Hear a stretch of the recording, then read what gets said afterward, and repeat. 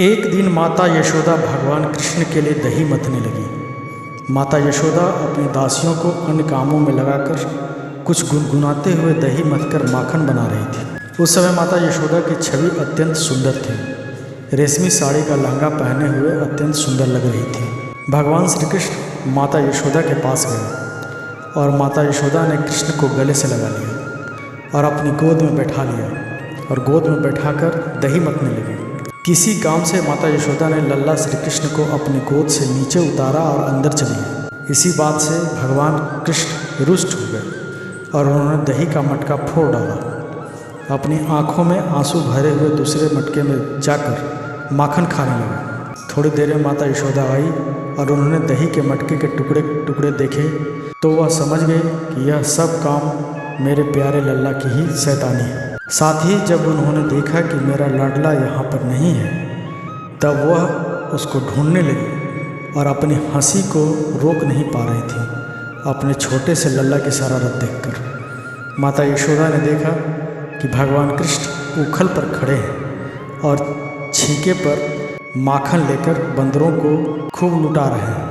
उन्हें यह भी डर है कि कहीं मेरी चोरी खुल न जाए, इसीलिए चौकन्ना होकर चारों ओर ताक रहे हैं। यह देखकर माता यशोदा पीछे से धीरे धीरे उनके पास पहुंची। जब माता यशोदा थक गई थी, सर माथे पर पसीने की बूंदें टपकने लगी। उनके बालों में लगे हुए गजरे के फूल इधर उधर बिखरने लगे, धमकाने लगे।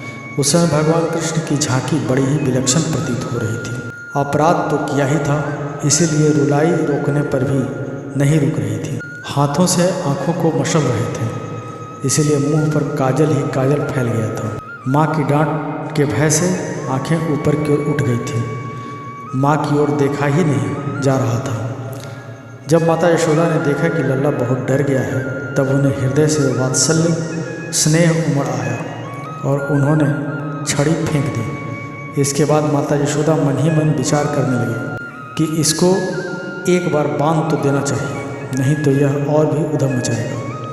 माता यशोदा अपने कृष्णा को उसी तरह उखल से बांध, तब वे 2 अंगुल छोटी पड़ गई।